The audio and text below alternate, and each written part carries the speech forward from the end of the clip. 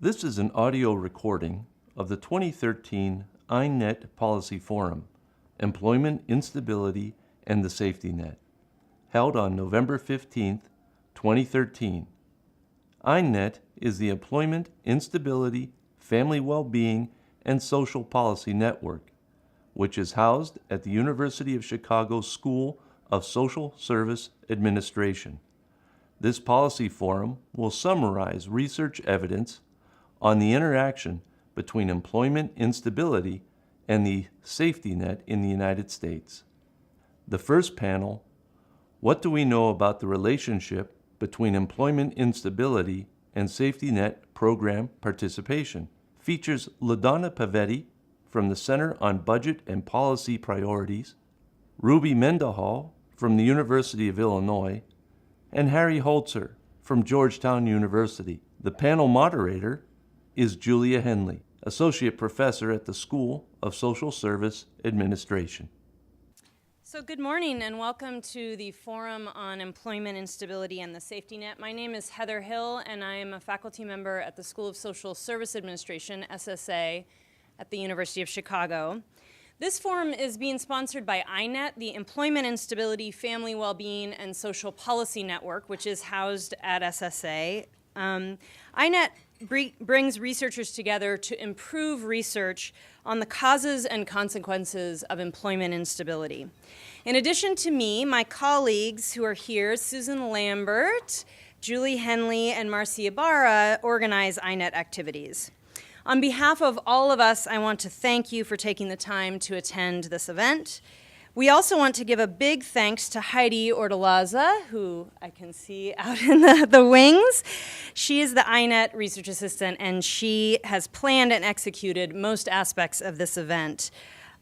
We also want to thank the event and communication staffs at SSA who helped us with many of the important details, and the Dean of SSA, Neil Guterman, for his generous support for this event and for INET more generally.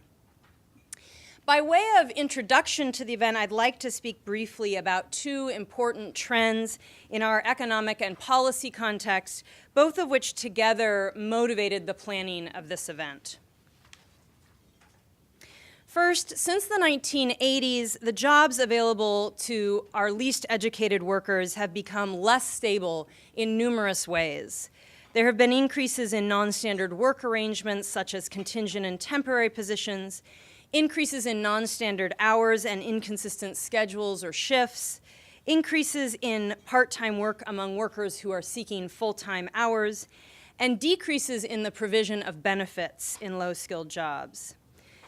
The increase in employment instability has been felt across the labor market, but the brunt of the changes fall on the most disadvantaged workers.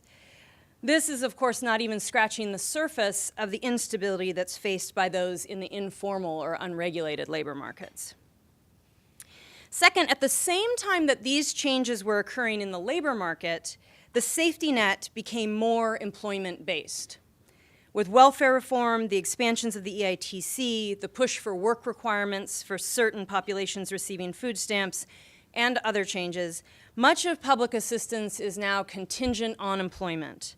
A greater number of programs and a greater proportion of safety net spending is directed towards working individuals than ever before. So the focus of this event is what happens when the work-based safety net meets the realities of the low-wage labor market. In some ways, the safety net may complement or buffer against the weaknesses of low-wage jobs. For instance, some low-income workers facing unstable hours, earnings, or employment status can use Medicaid and CHIP to provide consistent health insurance coverage for themselves and their families. In other ways, however, less educated workers may be doubly disadvantaged by the connections between employment and the safety net. If work ebbs and flows, and so too does assistance, families are more likely to fall through the cracks. More specifically, cliffs in eligibility and high marginal tax rates produced by program participation may actually amplify economic instability. In addition, some groups of workers who are most vulnerable to employment instability, for instance, those without documentation or with criminal records, are also those least likely to be able to access our employment-based safety net. Today, we have gathered a set of experts from academic and advocacy organizations to help us better understand the state of knowledge in this area. You will get to hear from two panels, one focused on what we know about the connections between employment instability and the safety net, and the other on what we need to know. What are the gaps in the research evidence? There will be opportunities for Q&A with these panelists after the presentations. And at lunch, we have distinguished scholars Kathy Eden and Luke Schaefer here to share fresh results from their study of families living in extreme poverty. The work will not stop there, however. At the close of this public forum after lunch, a smaller group of researchers, advocates, and agency administrators have agreed to stay for the afternoon to continue the discussion about the opportunities and challenges for research in this area. And in the weeks following the event, INET will post presentation slides and a research brief summarizing what we've learned at this event. It is our hope and intention to continue to facilitate research collaborations in this area, and we hope that you will communicate with us if you have ideas following this forum about how to do that. One administrative note, if you're wanting to sign on to the wireless, we have the instructions here, and you can also ask any of the staff working the event about how to do that. So it is now my pleasure to introduce my colleague, Julia Henley, who will moderate the first panel of the day. Julie is an associate professor at SSA and an expert in the intersections between work, family, and childcare for low-income families. Julie?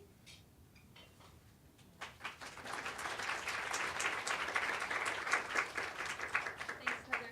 So I have the really easy job of introducing our first panelists. I think it probably makes sense for you guys to come up here now, actually. So we're going to, the first panel is, can people hear me? Is what do we know about the relationship between employment instability and safety net participation? We'll have 3 presentations, as Heather said, followed by some Q&A and opportunity for discussion. We'll wrap up this session at 10:20. And Marcy, are you going to be the timekeeper?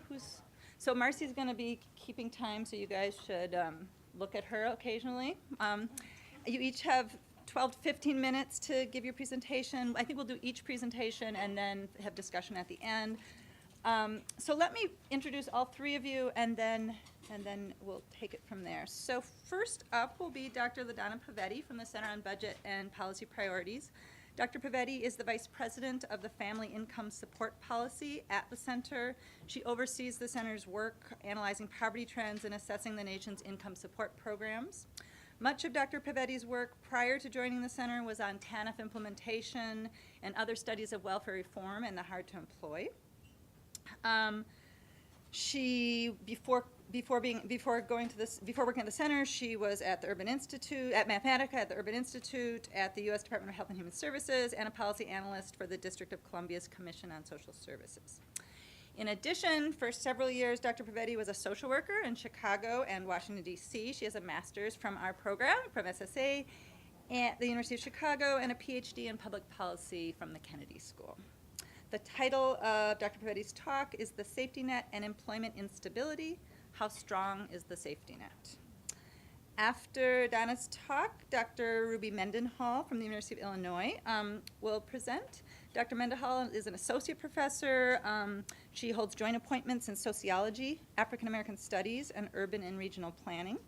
In 2004, Dr. Mendenhall received her PhD in human development and social policy from Northwestern.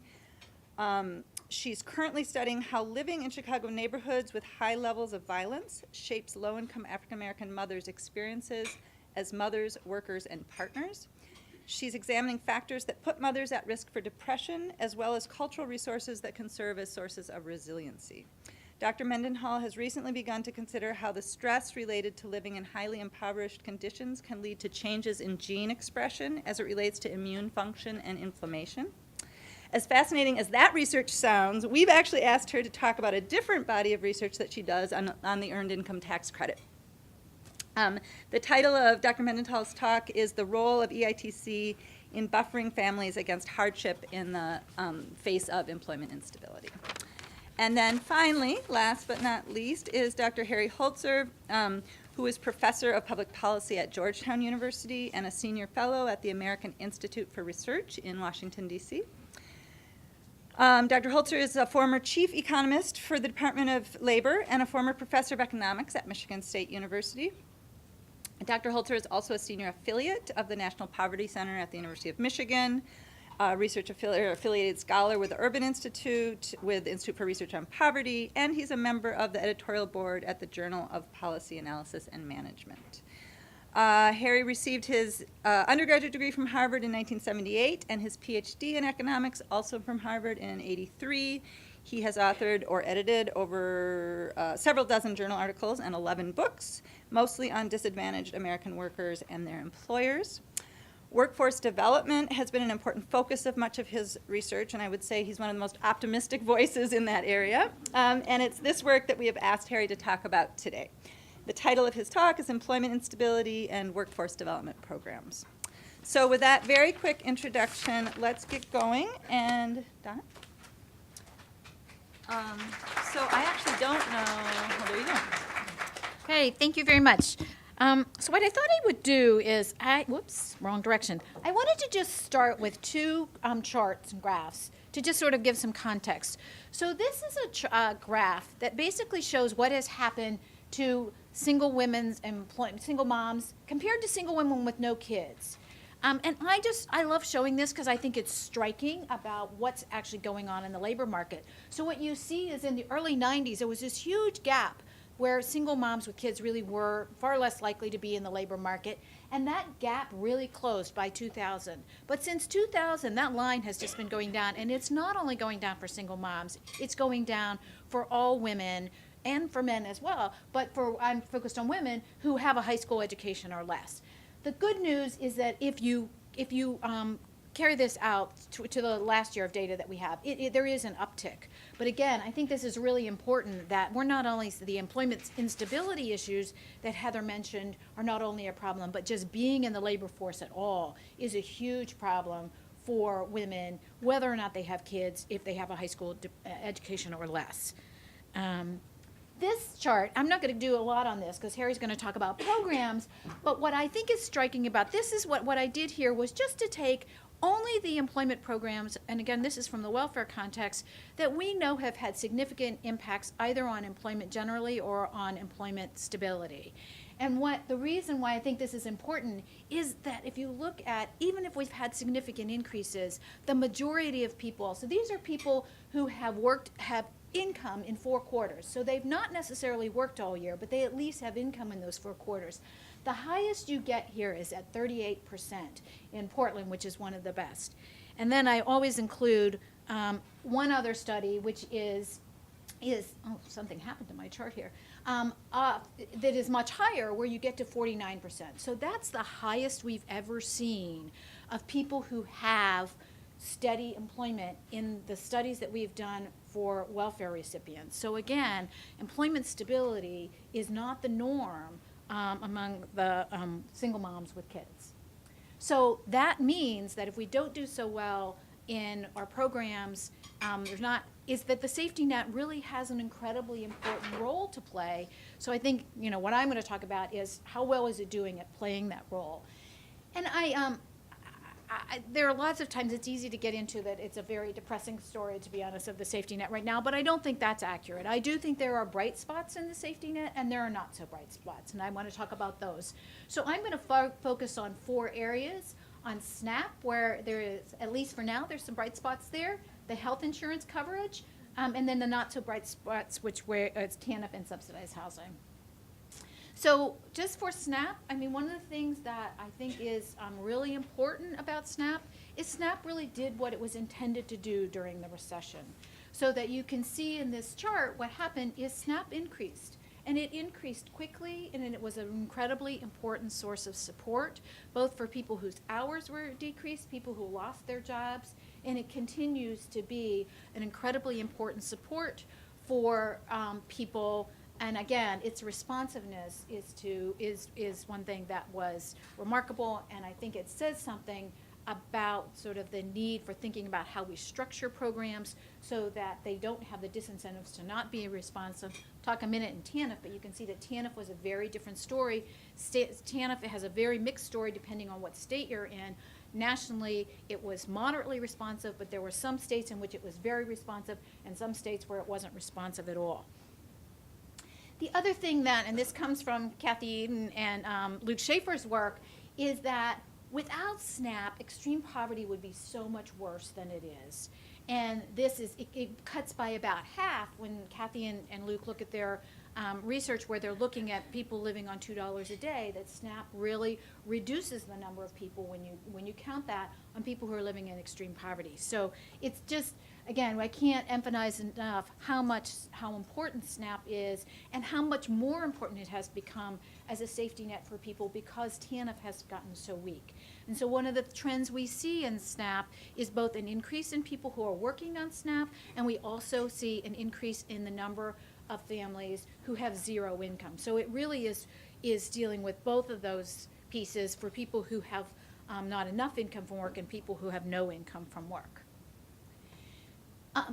If we look at switching now and showing just sort of what's happening for health insurance for people, the rate of uninsured children fell to a record low in 2012. So we're seeing that trend of fewer kids being uninsured, and this is likely to continue to go down with health reform. And health reform is a really important bright spot in the safety net.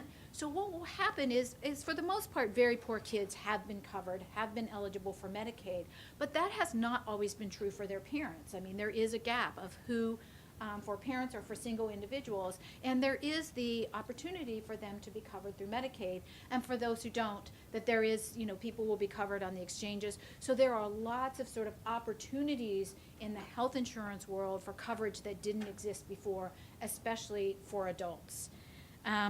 The sort of other side of that is that what will really matter for the group that's sort of in not the very poorest who are already covered, but the next tier of that is whether or not states actually take the Medicaid expansion. This is something that wasn't sort of anticipated in health reform, but there really will be this unequal coverage by states, and it will be big for the group of families that are very likely to be in this group of families who have unstable employment, so that states that don't take the Medicaid expansion will have a group of families of poor adults who will have no options for coverage because the way the exchanges are there. So, there's continued work on really trying to push for Medicaid expansion in the states that haven't chosen it, and this just gives you the map of the states that have chosen it versus those who have not.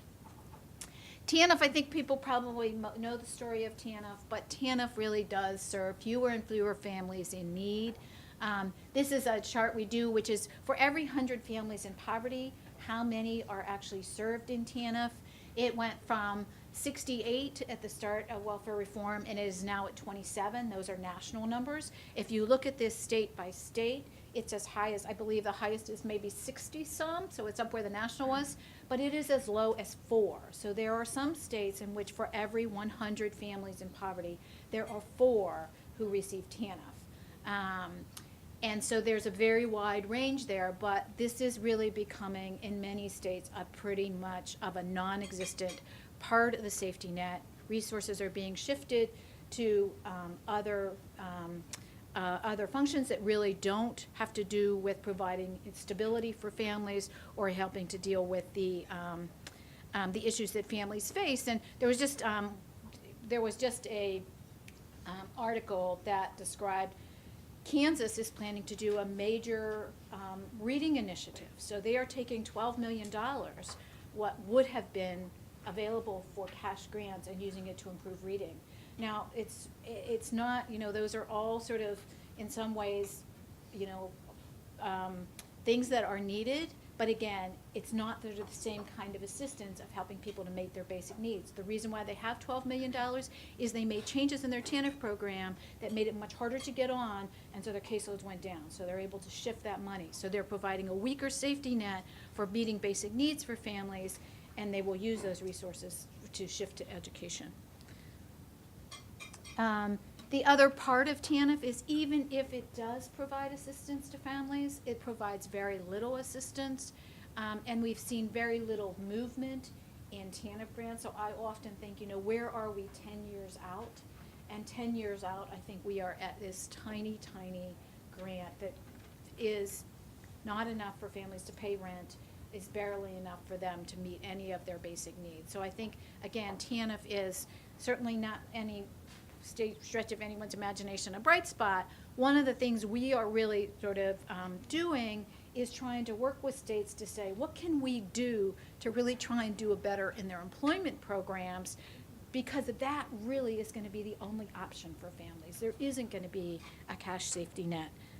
Or there is very little now, and it just is getting weaker. States are making their time limits shorter, not longer, and so there's lots of things going on that, again, it's already very weak, and the future definitely looks much weaker. On the housing side, housing is sort of in a different category. Housing is one of the programs that really has been affected by sequestration, so that because of that cut, there's a significant threat to what will happen to housing vouchers. In the very short term, what has happened is that agencies were able to shift some money around, but what you see is if of the projection of what will happen if those cuts stay in place. So what will happen is that the estimates are that the vouchers could be lost for 125,000 to 185,000 families. So that's a huge loss. So this is, again, for families who have housing assistance, it is an incredibly important piece of the safety net. It does help with the stability. Their rent shifts. If they lose their jobs, their hours go down. So it's a very important resource for people who are able to get it. But what this will mean is that there will be fewer and fewer options for people to actually get housing assistance. So that's sort of, the state of where we are. But I think the thing that we need to be aware of is not only where things are, but what is ahead. And there really are enormous threats ahead of us. The threats to SNAP are significant and are very troubling. So right now there are negotiations going on to figure out, is there a way to get a farm bill to pass? So there are proposals to have significant work requirements that look a lot like TANF. There are proposals for drug testing, mandatory drug testing. There are proposals that to separate SNAP from the farm provisions, and if that happens, we know that it just sort of makes keeping a strong safety net much harder. So there are just enormous threats to that program. It is really viewed as the next target for welfare reform-like activity. So there are just a lot of things going on there, and a lot of effort to try and both make sure that people understand how important SNAP is, but also to try and maintain it as a strong safety net. I think that we're also in an environment where no program from low-income families is safe from harm, no matter how successful it is that we really are in an environment in which there is a very general sort of negative attack on programs for poor people. So I think that even where we have bright spots, I think there are significant threats that we need to be aware of. And it's also important that the threats are at the state, and that's particularly true in TANF, and the federal level. So they're really coming from both sides. And in SNAP, one of the things that we could potentially see is that what comes out of the Farm Bill is some state options that allow states to make choices that would weaken their programs. So what I have found just in the work that I do, I've been at the center for 4 years, and so when I started, most of my work was really working on federal policy, and it really has shifted, and I spend much more of my time working with advocates at the state level to really try and to push back on threats to the safety net, and to really try and figure out where are the opportunities to strengthen the safety net. The one thing I will say about that is that it makes our work much harder, because when you're trying to work with 50 states and you never know what's going to come your way, it just requires a different kind of organization of work and sort of ways in which you help people to have the knowledge, expertise, and focus that they need to be able to make those changes and to have things sort of go in the direction that you want to. So I think that really does change things on lots of different levels. And with that, I'm going to stop, turn it over.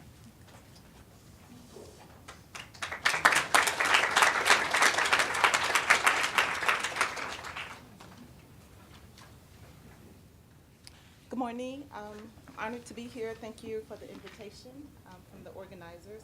And I want to acknowledge my collaborators, Kathy Egan, who is here, and then also Jeff Kling. And I want to thank the Ford Foundation for their generous funding of this project. And so today I'm talking about the role of the EITC in terms of buffering families in the face of employment instability. And then just in terms of presentation overview, I'll talk about the social context of families, right? Kind of what we believe in the U.S. in terms of this idea of the American dream, talk about the Great Recession, and then a little background on the Earned Income Tax Credit. And I'll talk about my sample and issues of employment instability that they talk about, and then how they use the EITC as a buffer. And if I have time, I'll end with research and policy future directions. So, when we think about the American dream, right, it's a idea that was used during the Great Depression, and it's this idea that everyone has a chance for mobility based on their skills and talents, and it means lots of things for different people, but some of it includes economic security, home ownership, freedom, good wages. And even President Obama, in 2013, he did a tweet that talked about if you work full-time, then you should not live in poverty. But in the U.S., we have the stickiness at the ends. Research by the Pew Foundation said that just 4% of those raised in the bottom income quintile, that they actually make it to the top income quintile. And then if you're raised at the top, you have a very small chance of falling to the bottom, about 8%. And then when you think about wealth, 66% of those who are raised at the bottom of the wealth ladder, that they remain there, and then the same for those raised at the top, that 66% of those remain at the top. And so then, again, with wealth, we see during the Great Recession that for Hispanic households, they lost about 66% of their wealth. For Black households, wealth dropped to 53%. For Asian households, 54%. And compared to white households, where the drop was just 16%. And so in terms of what we believe about a society and social mobility, the EITC actually does help with social mobility. And I'll just give some background on it.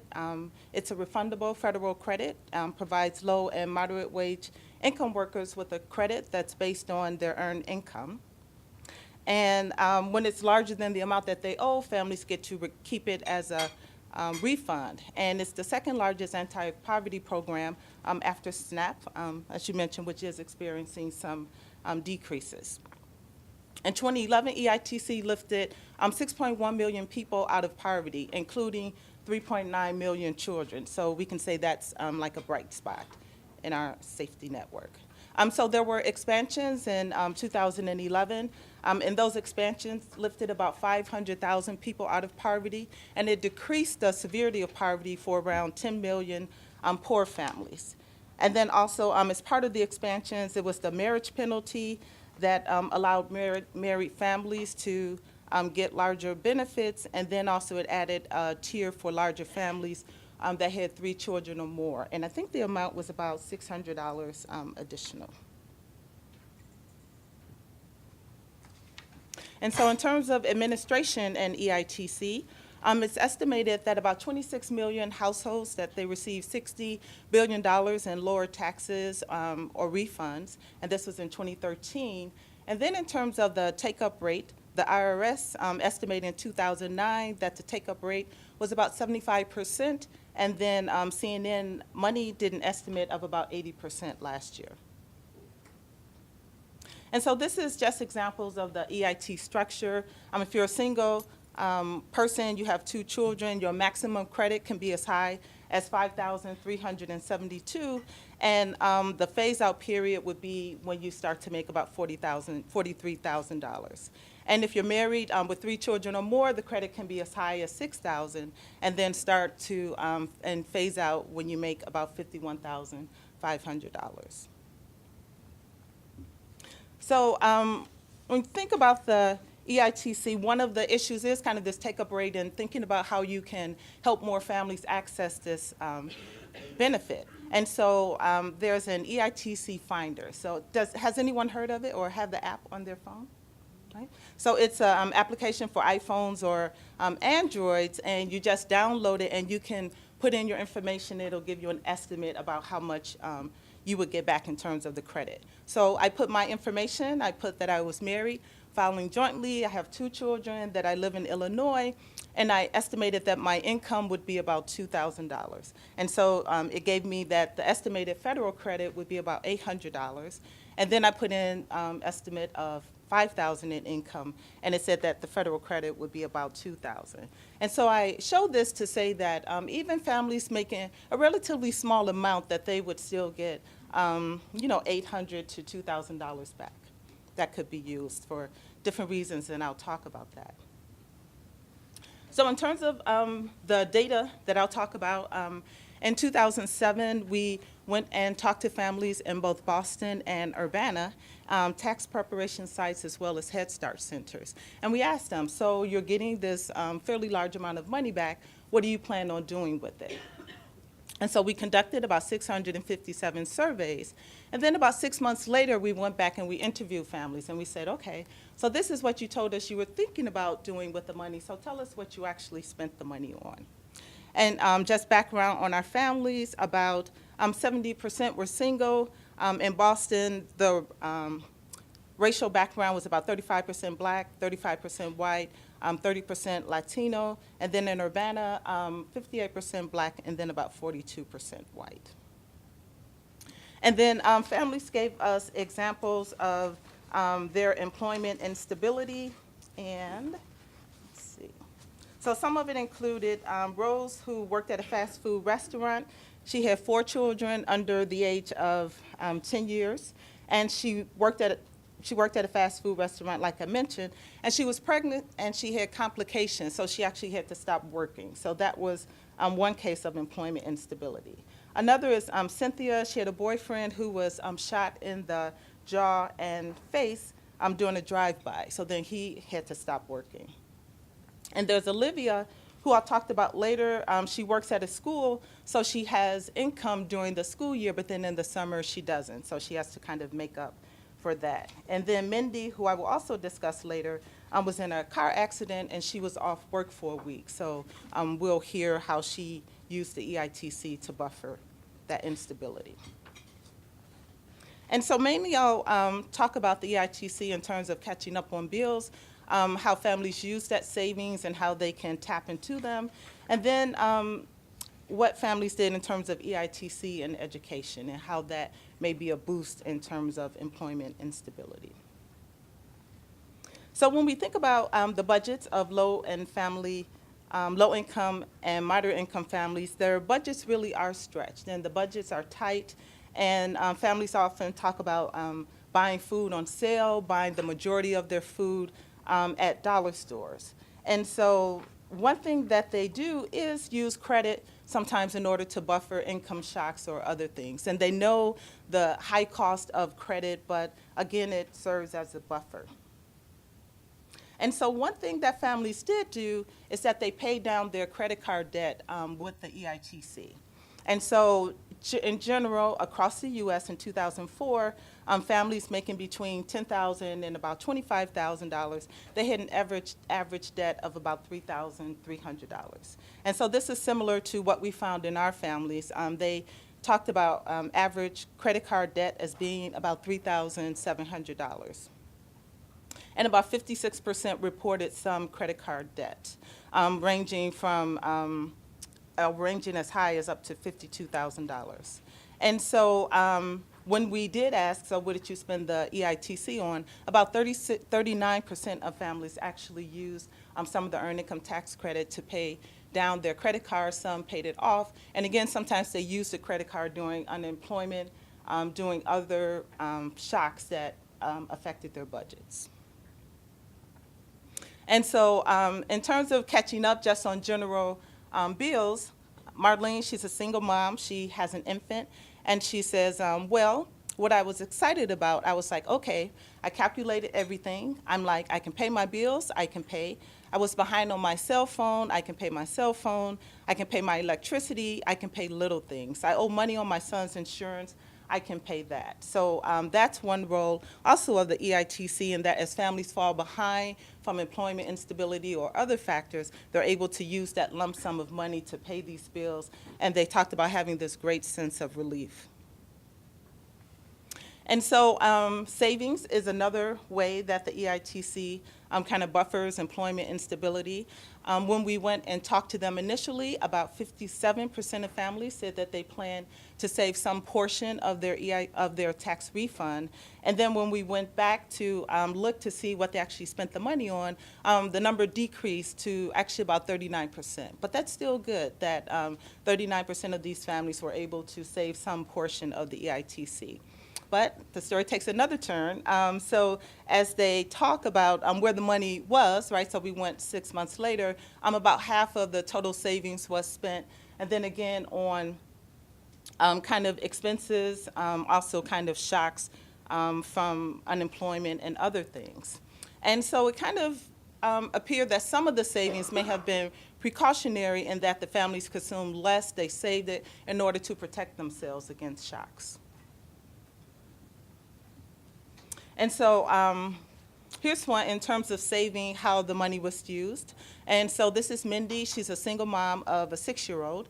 And she says, last August, I was in a car accident, so I was off work for a week. So, you know, because, I mean, granted, the insurance company paid for stuff, but it took a while. And luckily, I had some of that EITC money left, saved to where, you know, because I was off for a week laid up, I was able to use it.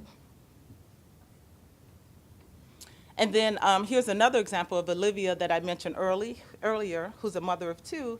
And she said, and I saved the rest of the tax refund for the summer. I saved money because I get unemployment during the summer because we get laid off sometimes, and I have to wait almost 4 weeks for unemployment to kick in. So because I learned from the past, so I told my husband, this long wait is not going to happen to me again.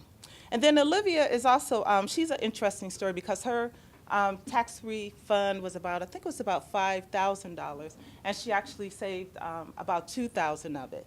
But she also talks about using the EITC to save for a house, and so they have about $10,000. Some of that's from the EITC, and some of it is from money from an insurance claim based on an accident.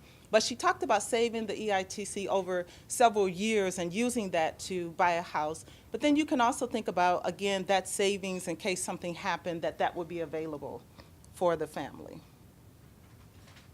And so in terms of education, we went and when we did the surveys, about 17 families, or 9%, planned to use the refund for education. And then just 5% actually spent it on that.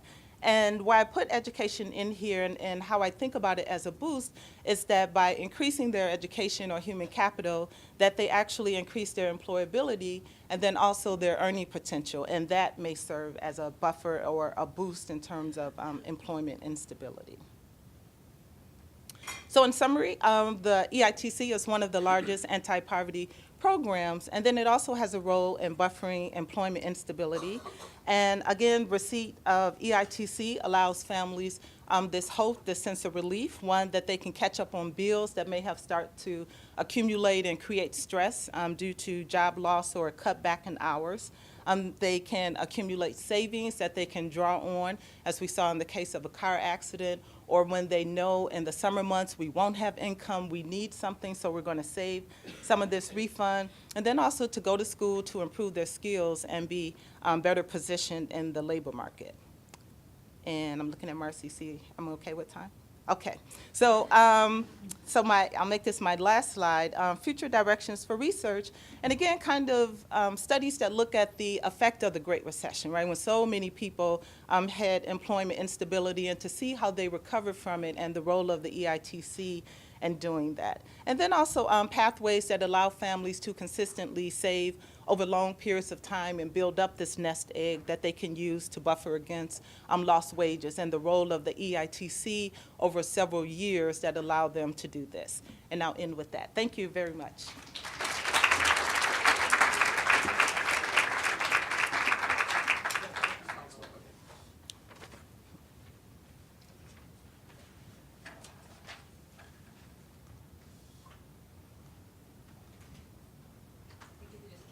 Keep down. There, okay.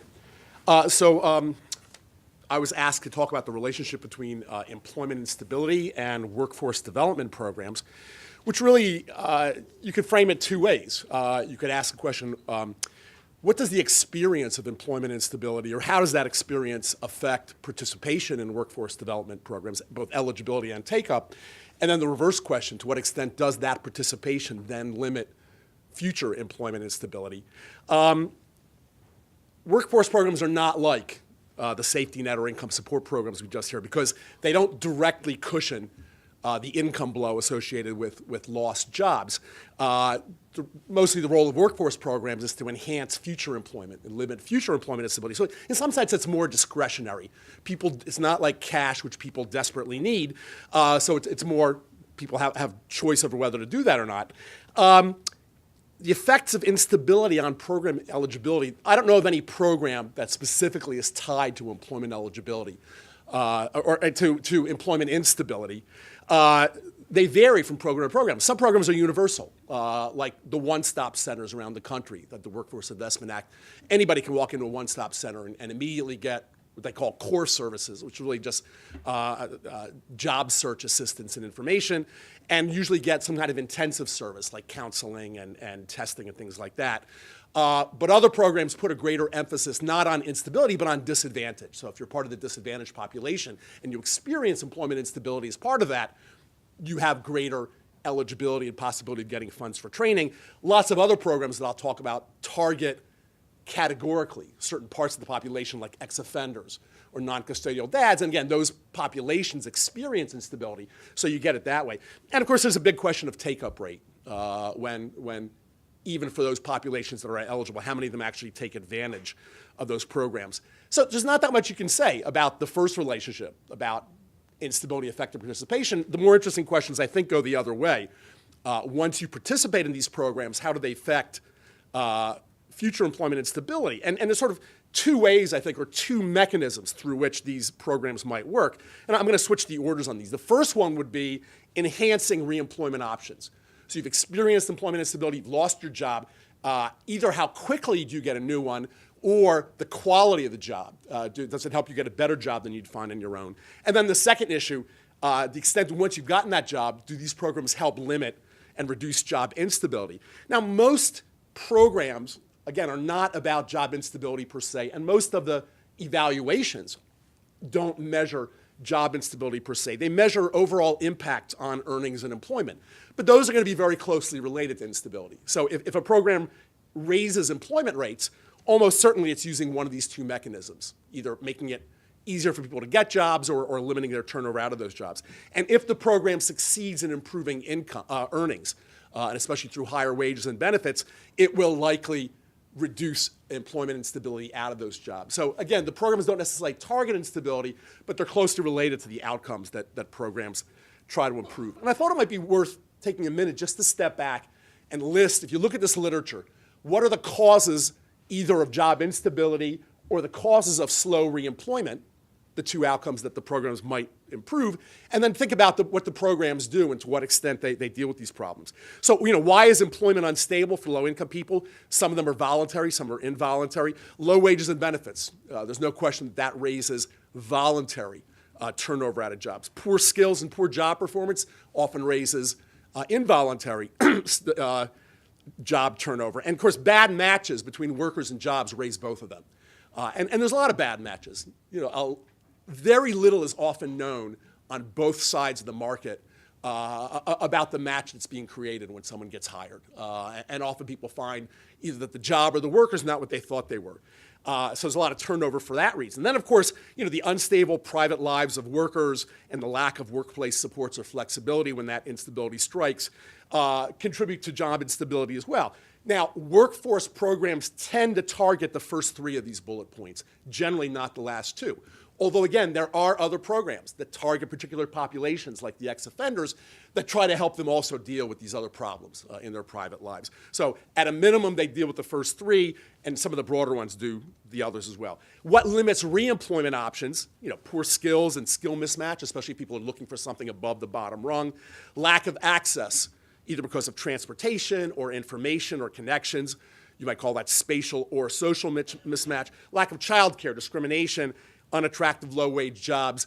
Again, workforce programs usually target the first two of those bullet points, and then hopefully the last one, enabling people to get better jobs. Most of them don't deal with childcare or don't try to limit employer discrimination, but again, some of the programs that provide a broader range of services do that. Some of them manage the connection with employers and try to present more information that might reduce discrimination. Some of them try to help these workers have access to whatever programs they're eligible for. And then, of course, there's very different programs for different populations. Here I just listed a few. Youth often have very different needs from adults in these populations. In-school youth are often a very different situation from out-of-school youth, who are either dropped out or disconnected. Among adults, the working poor, with relatively stable connection to the job market, are often very different from the harder to employ. For whom even maintaining any kind of attachment is a challenge. And you could subdivide the categories even further. So just making the point, different populations have very different needs and often different workforce programs to meet them. So if you look at the full range of what we call workforce programs, and I actually didn't have a slide on this, there's a lot of stuff out there. There's a lot of different programs that are often called workforce. Every 5 years or so, the Government Accountability Office writes this report, almost the same one. They're saying there's 47 different employment programs and workforce programs that the federal government, and of course usually the conservatives get very upset about that and want to consolidate them all into one and slice about half the funding away in the process of doing that. But I'm just trying to make people aware of the vast range of programs available that often try to do this. So the best one is WIA, the Workforce Investment Act program, which sends money down to the state and local levels. It funds all these one-stop shops that provide core and intensive services and a small amount of training. And there's not a lot of money left for training anymore in these one-stops. To the extent there's money there, it's usually very short-term training. But there's lots of other stuff out there. For instance, there are employment programs within TANF and within SNAP. There are specific programs targeting ex-offenders, like the Center for Employment Opportunity in New York, or targeting non-custodial fathers. There's even small programs for vets, and for Native Americans, and for migrant farm workers. Again, these are pretty small, but they all make it into the GAO report and contribute to the 47. Then there's a whole range of efforts at the state and local level, sometimes funded through WIA or TANF, sometimes relying on private money, that do different things. Like states are building these sectoral programs, targeting specific industry sectors like healthcare or IT, which are growing in employment usually and provide good jobs even for people without a lot of education. And they try to build connections to those industries and target training for those industries.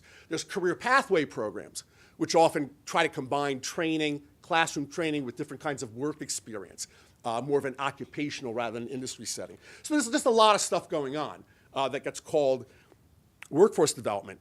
And these programs do a lot besides job training, but the biggest source of job training in America today for low-income people is not what we traditionally think of as a workforce program at all. It's community college, and it's funded by Pell Grants.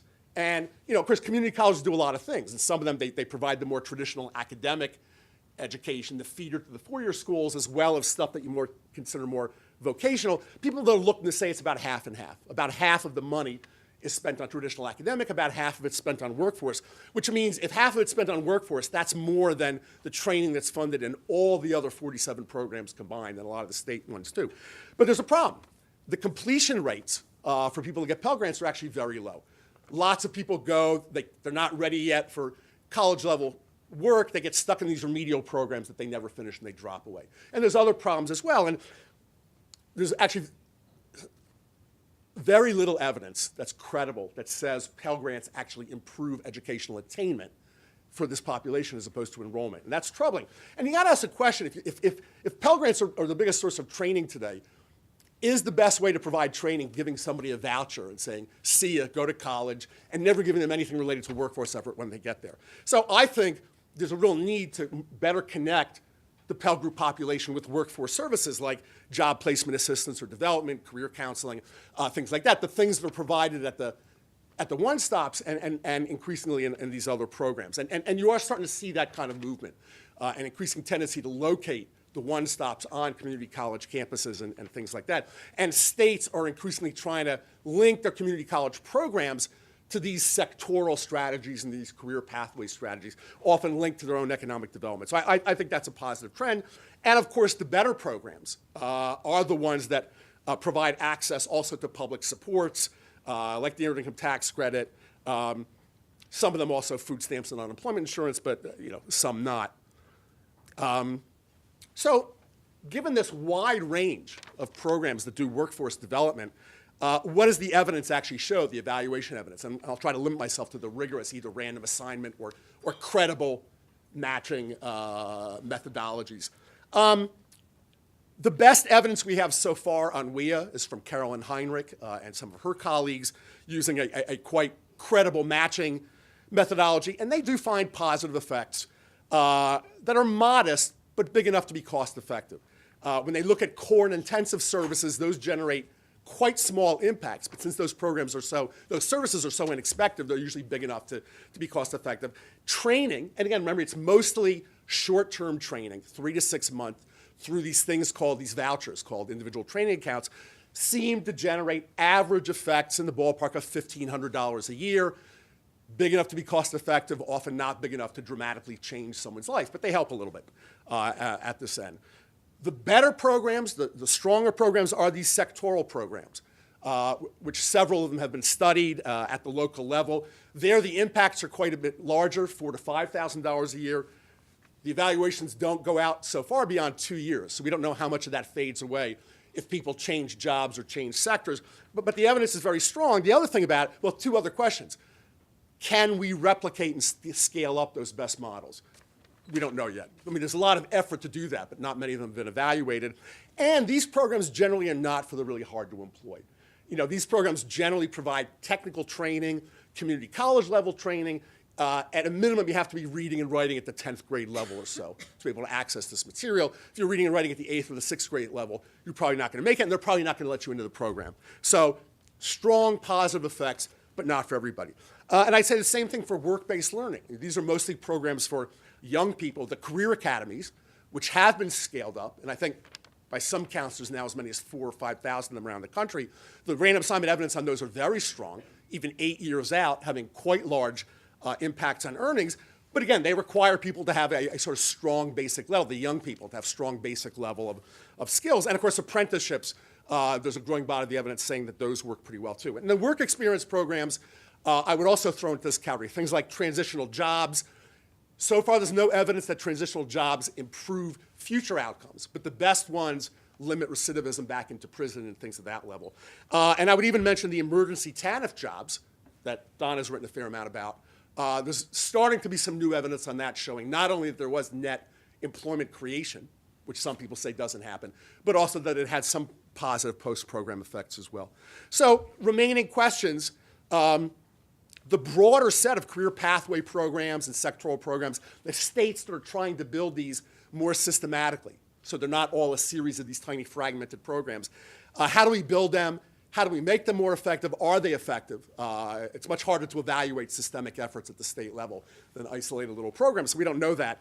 And what works for the harder to employ populations? Very few workforce programs have shown positive post-program effects on earnings for that group.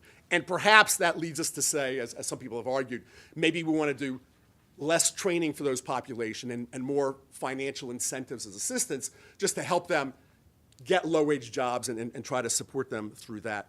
So the conclusions, and again, trying to tie this a little bit back to employment instability, the workforce policies do have mixed effectiveness. The best programs can not only have positive effects, but quite sizable positive effects, but big questions about how to scale them up, how to make them more systemic, and how to improve the access of this population that we're talking about today to those programs. Big questions for whom one size clearly doesn't fit all in this world, and the best programs are really not built for people with the weakest basic skills and the hard-to-employ categories. I think there is an important trend of trying to merge community college efforts, Pell Grant funded, with workforce activities, trying to better integrate the workforce programs in the higher ed and make both of them more responsive to actual changes in the economy. You actually look at community colleges, not only do they provide very little career counseling to a lot of the people who go there, they have very little incentive to respond to changes in the economy. You know, community colleges get the same subsidy for seat time, regardless of whether people finish and regardless of whether they get jobs afterwards. And a lot of the good programs, you know, the healthcare programs cost more money. The instructors are more expensive, the equipment's more expensive, and a lot of the community colleges say, I get the same subsidy. Those are luxuries for me. I can't afford to expand our training in nursing or in health tech, even though that's where the demand is. So I think we need to change some of those incentives. And of course, a range of policies are needed to complement these efforts. Some of the support policies we've mentioned today and things like that. Probably the best thing we need to complement these efforts right now is try to improve the strength of the labor market.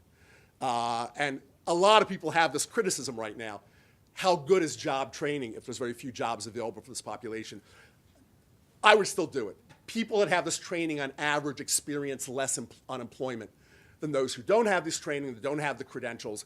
My sense is that employers would be willing in some cases to produce more jobs if they were more confident of being able to fill those jobs with highly skilled technical workers. So even though the environment is really bad, the economic, the political environment, the fiscal environment, there's still some hope in this area. And the fact that there's a chunk of employers out there in some of these growing sectors who are really worried about how they're going to fill those skilled jobs when their baby boomers retire. And they often let the governors of those states know that they feel that way. That generates some hope and some pressure that at least some of the good programs will be replicated over time, but it will not be a panacea for everyone who needs them. Thank you.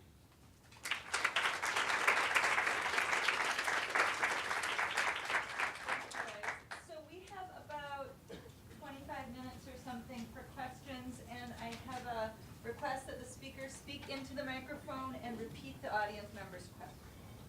So, open floor. Yeah, Amy.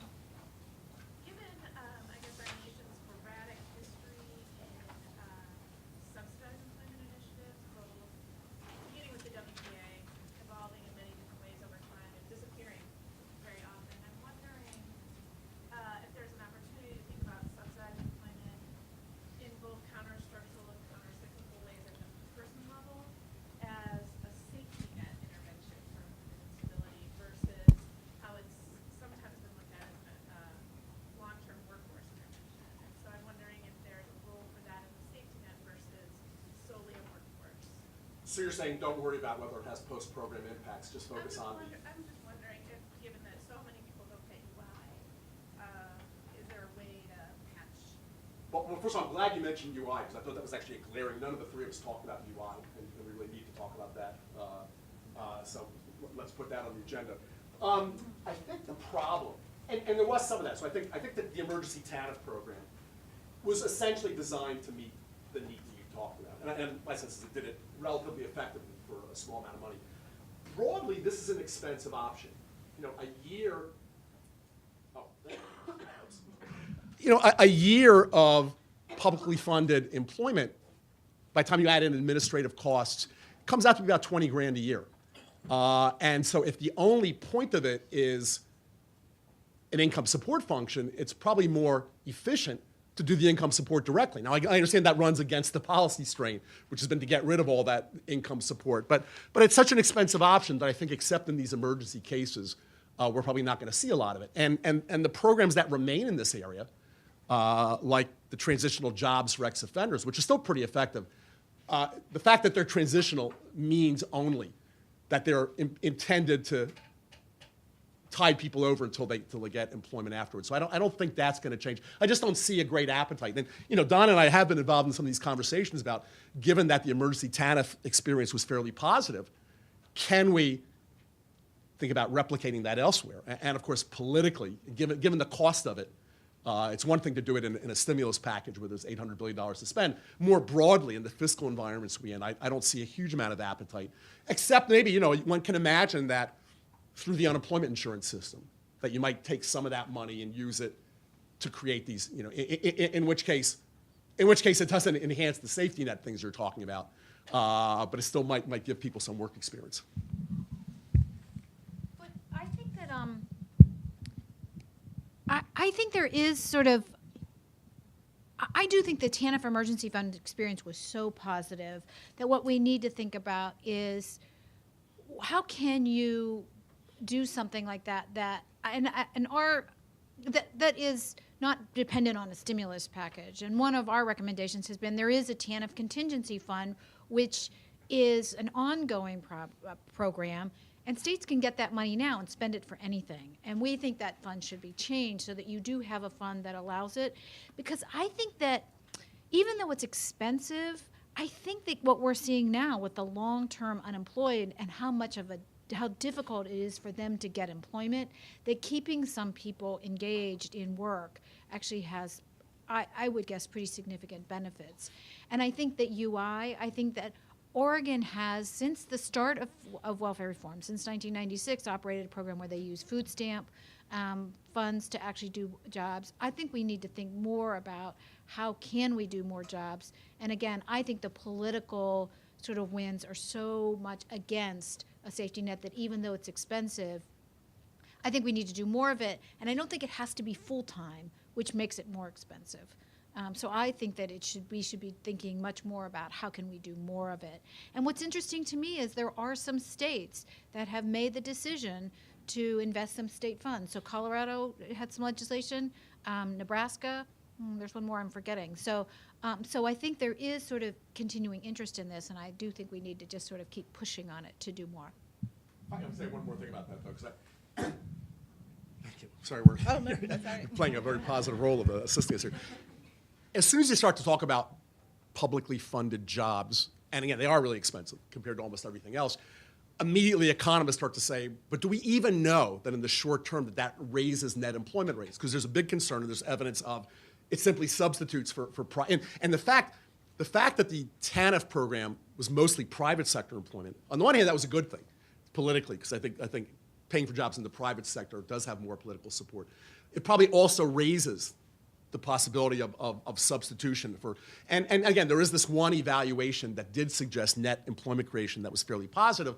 But again, whether or not you can generalize on that, I just think that for all the money you'd spend on that, and for all the questions, even in the short term, about whether the net employment is positive, I agree with Donna. We should push ahead. I think there's also going to be some pretty significant roadblocks.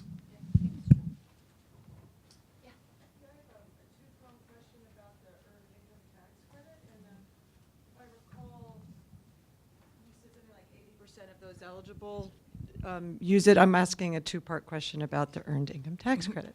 Yes. And I'm curious, one, the percentage who do not benefit from the earned income tax credit, are there reasons that you know of why they're not accessing that benefit?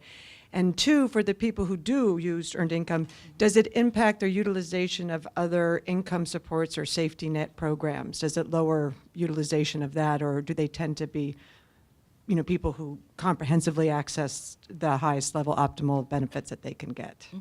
So for your first question, so that 20% that's not taking it up, why not? I'm not sure. There's talk that a lot of times people, they don't know that they're eligible for the credit. And so that's one thing. There are public campaigns around tax time that lets families know. They even offer to do the taxes for free because a lot of families do their own taxes and, again, may not have access to that information. And for the app, that's one thing. And, in fact, recently I was doing an interview in Chicago, and a mom was low income and working, and she never heard of the earned income tax credit. And so I told her about it, and then she said, "Yeah, and I'm going to tell my, my friends." So her whole network did not know about it, but hopefully will now. And I didn't have the app at the time, right? Because I could have told her exactly, right, or given her an estimate. Now, in terms of your question, if those who take up the EITC, if they're more likely to use other public safety nets, I do not know, and I don't know if anyone else in here knows that. Yeah, I don't know. Before we move on, does anyone know any research about the relationship between the EITC and other? Yeah.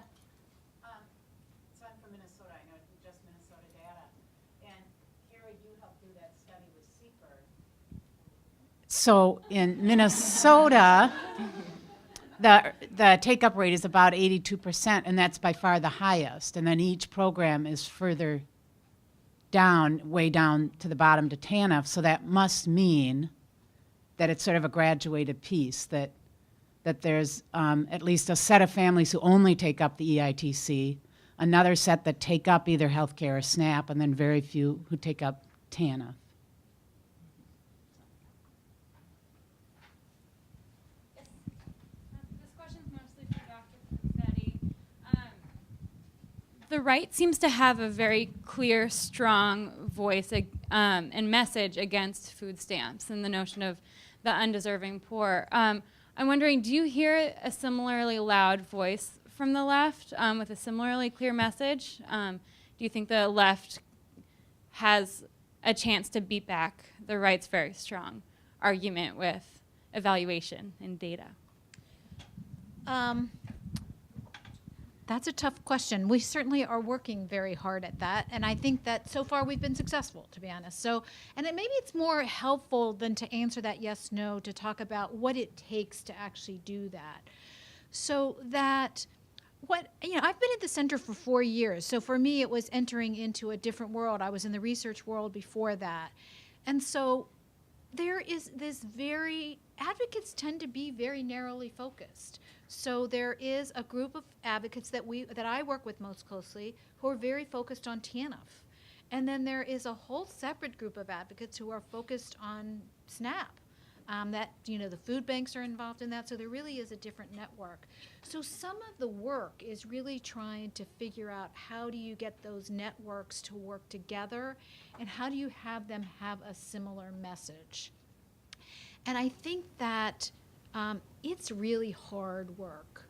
And I think that part of it is, I was engaged in a series of focus groups that we did to try and sort of understand how people think about programs, and it was safety net generally, SNAP was a part of it, is that there is a huge perception that people are undeserving, that people are misusing the benefits, that there's a lot of fraud and abuse, and providing facts doesn't really counter against that.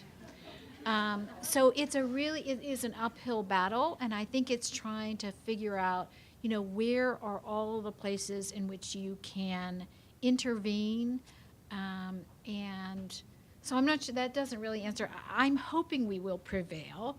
I think that we will probably not get everything we would want, to be honest, in this round, but I think that the advocacy groups are quite engaged and effective. And what really has made a difference in this environment is pulling together people from lots of different areas to try and have a stronger voice. And what we do is, there's national advocacy groups, but we do a lot to try and mobilize groups at the state level and the local level, because the reality is that members of Congress care about what people in their districts or their states have to say about things, and so those are the voices that you have to get, or those state voices engaged. So I would just say it's very hard work, but hopefully we will succeed. But there's no room to let down your guard. I think it's just sort of constant. Can I just say the other thing? I mean, I don't mean to be negative, but I really do think that one thing is different, is that we try really hard. I mean, I won't say we try. In our work is really based on facts.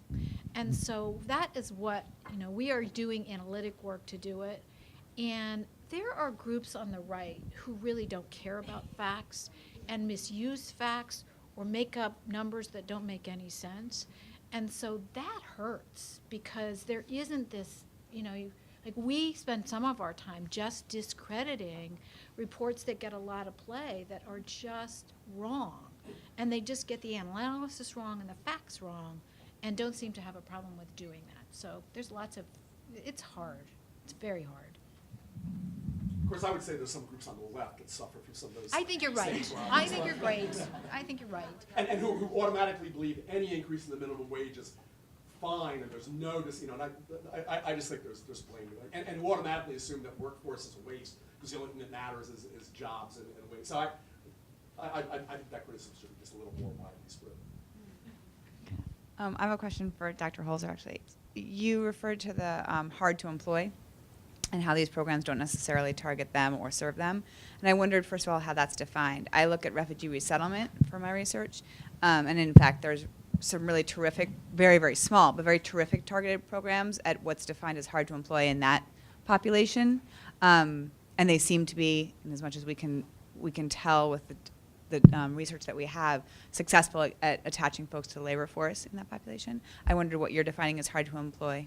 Well, your question is a good one because there's no one definition of that. I mean, I think the studies that have tried to do this, looking either at the TANF population back in the 90s or others, usually define it as folks with a number of barriers to employment, very, very poor skills, very little literacy, very little past work experience, plus other, having a criminal record, having some kind of emotional instability or issue or trauma, PTSD or depression or something like that, a substance abuse problem, et cetera. So I think those are usually the definitions that I hear. And of course, most of the programs that try to deal with those populations have not been rigorously evaluated. But a few have, like the ERA, the Employment Retention and Advancement Project that MDRC did, some of the ones that look at these transitional jobs programs. And as is always the case, out of 16 sites or so in the Employment Retention and Advancement, a few, 4 of them had positive impacts. 2 were only financial incentive programs. But there was this site in Illinois that did something to move people from the more casual that seemed to have an effect.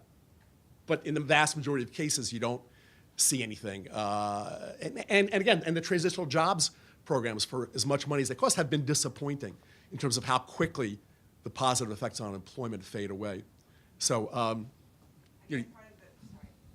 Go ahead. Just a little follow-up. It just feels like, so if we're talking about this category of hard to employ and programs to serve them, really, okay, thank you. I feel like I'm so loud. It feels like part of what you're saying is that, what's needed might be wraparound programming that serves the underlying reason that they're hard to employ, for instance, a mental health issue or something, and then the attachment to the labor and again, force. if you can do that cost effectively, but I think a lot of the programs, like if you look at those Texas sites in employment retention and advancement, they were successful at doing what you said, not moving people up the ladder, but more regularly attaching people to employment, at least partially by giving them stronger incentives. And I think, so those kinds of programs, just improving the rewards from work and maybe some of the support services to keep people linked, maybe have better opportunities. The really good job training programs like the sectoral programs simply have too high a bar in terms of the basic skills you need to have on the way in to serve not all this, but a lot of this population.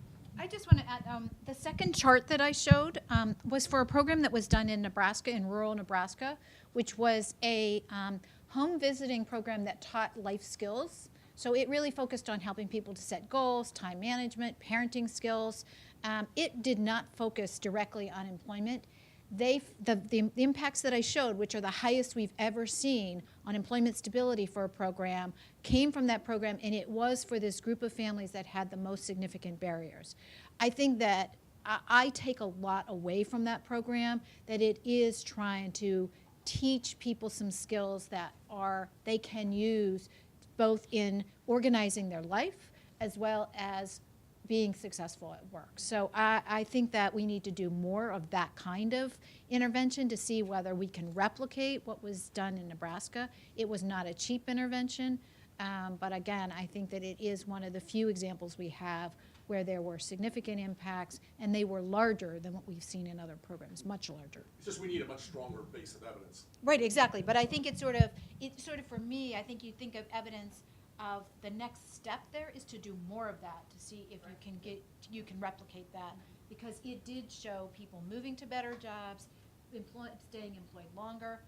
I just think there's something there that we want to take away and use in our next sort of experiments, our next sort of iteration of employment training programs. And I would say that's been my experience with mothers that I'm working with now in Chicago, and that they do have some skills, but they have a lot going on in terms of just kind of family issues, who's taking care of. They have some mental health issues, but they are able with supports to then go and access something. So I've seen that as well. Anna, and then Jack, and then up there. Okay, so riffing off of the hard to employ question, that is dramatically constructed by virtue of what the job is like, right? So having small kids, young kids, small, young, both, chronic mental health condition, health problems. If you're working at IBM at management level or up, they're not barriers, right? You're not hard to employ because your job inherently is packed full of all kinds of supports and benefits for being able to endure those life demands, even kind of net of the massive differential in compensating resources that kind of person would have access to outside the workplace, right? The jobs are fundamentally different. So, for example, the comment about the Illinois program being successful, to what extent is that really, hugely dictated by any effort that was made to look into the quality of the jobs folks are linked to, or there being just a better market for high quality jobs in that context? I mean, I think, and then thinking about what we mean by quality, so not just wages and the standard fringe benefits, but the stuff that Susan and Julie and I and other folks have studied in terms of the stability around scheduling. Right? I mean, that you can't look at the workforce development without looking at the workplace. Then ideally pushing policy around workplace development and job development toward quality. So I'd like to say two things in response to that. I think some programs, the job developers, and especially the ones that move away from work first, really try to spend more time trying to find the best quality jobs they can, given their clients and their abilities, and not just the first one. So a lot of them understand that. And a lot of people know that, for instance, in healthcare, there are decent paying jobs if you can move above that bottom rung, to the LPN level or the health tech level or something like that. And there's other sectors where that's true. The second part of your question, I'm just going to be much more skeptical about this notion that we can directly change job quality unrelated to the skills and the productivity of the workers who fill them. And maybe this is probably the economist in me. I just think our ability to mandate, to regulate those kinds of things in a very competitive job environment is going to be very limited. And we can go piece by piece and look at each one of those things. It's not impossible, but I'm just more skeptical that at a broad level you can directly change workplaces unless you tie it to directly changing workers at the same time or first.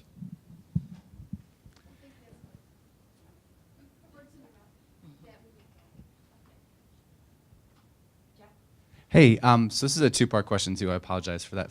But for you, Professor Holzer, is there evidence in literature of differential success based on the sector people are attempting to train people for in sort of these high roads? Is there a difference between healthcare, training for the healthcare sector or training for the, especially in terms of manufacturing, because that is sort of at least a dream of many sort of job developers here in Chicago and other industrial cities.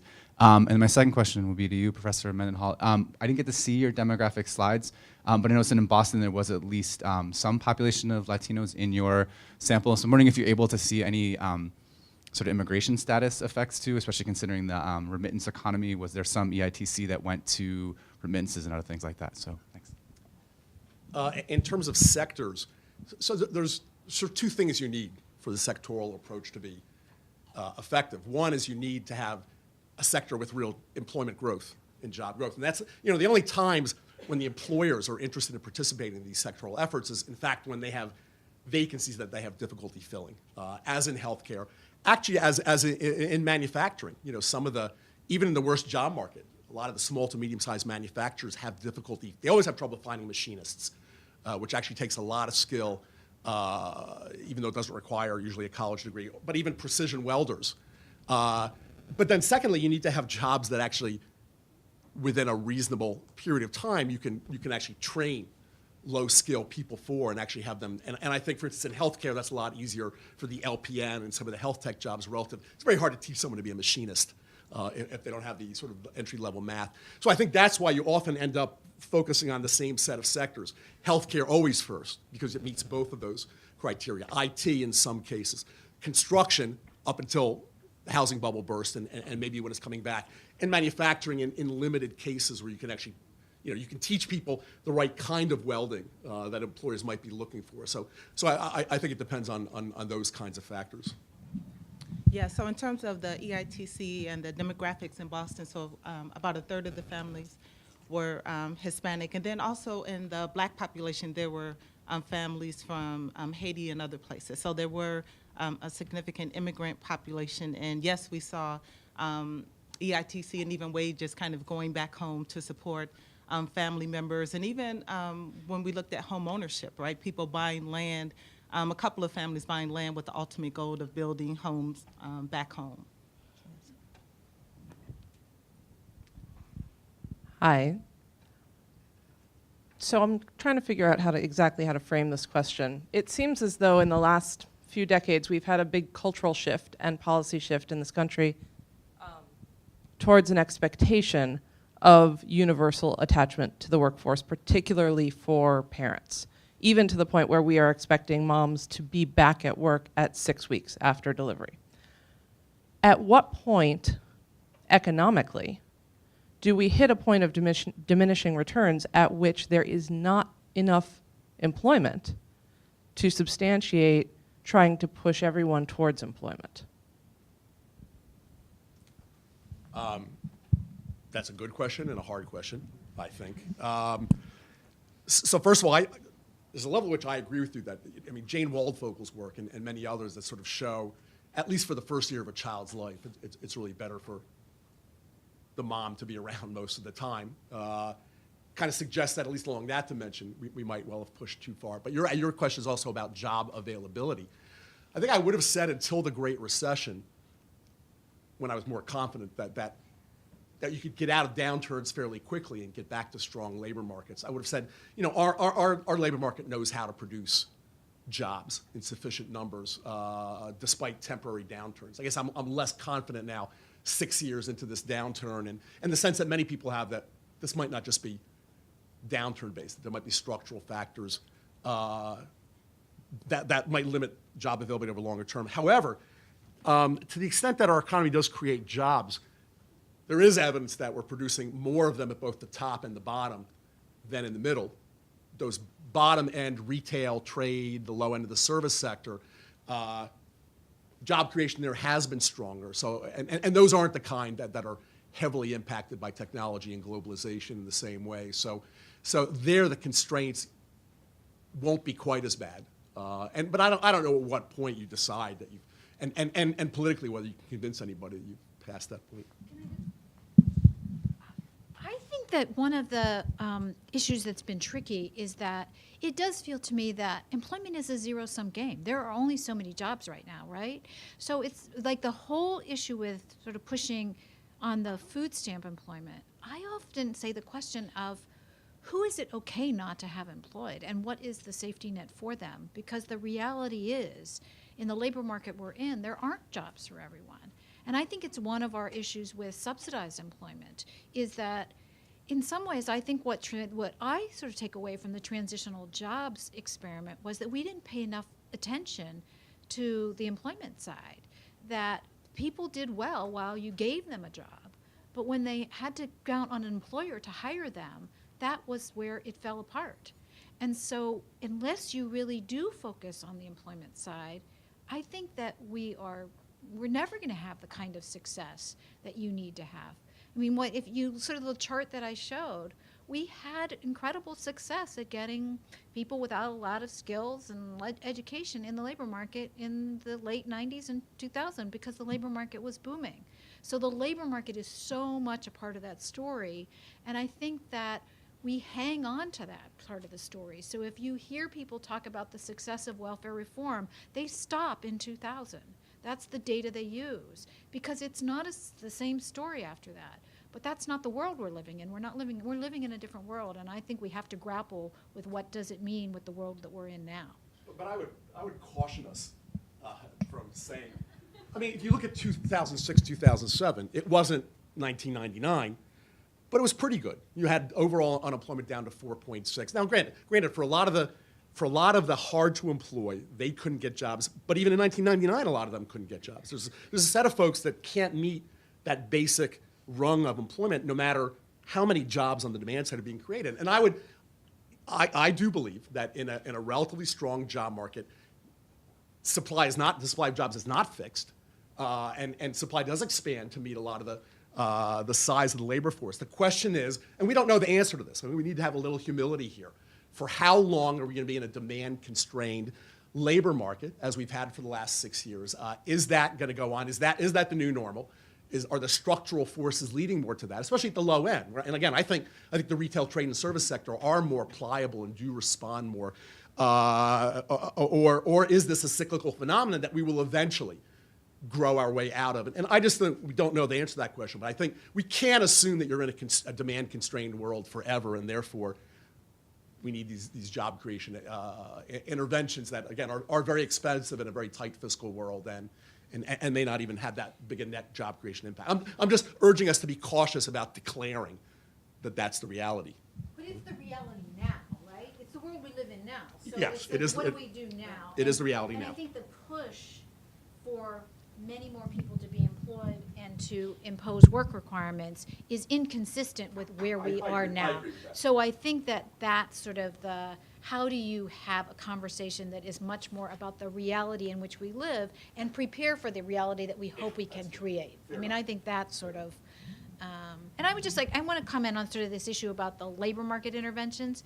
I do think that the reality for people with very low skills is the jobs they're going to get are going to be low-wage jobs, and whatever we can do to make those jobs better jobs and the working conditions better, I think should have some impact on the overall quality of their life, their ability to keep those jobs. So I think it is really sort of working on both fronts. And it does seem that there's more local efforts to really try and do those where there's successes. And we need to just keep doing that because it should be better for families, and it's worth working for. Our ability to do that on a broad scale is very, very limited. There are some, in the restaurant industry, ROC has had some limited effect, or the sectoral programs. You can sometimes work with employers and change the content of the job, and that's fine, and I certainly support those efforts. But the notion, again, that we can, except for raising the minimum wage and a few of the workplace regulation programs that now exist, I think the notion that you can take these low-wage jobs and really lift them up at a broad scale, I'm just going to be more pessimistic Well, about our ability to do that. can I say, oh, never mind. Yeah, no, last comment.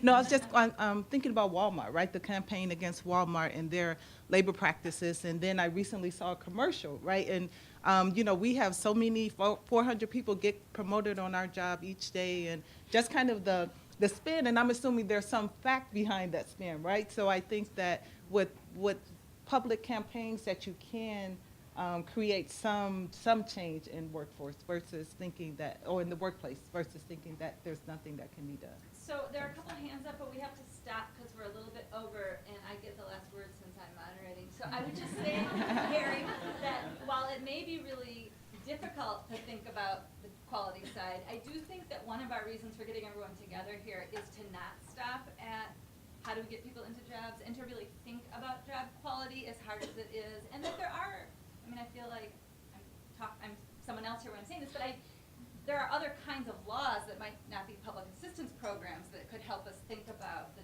change.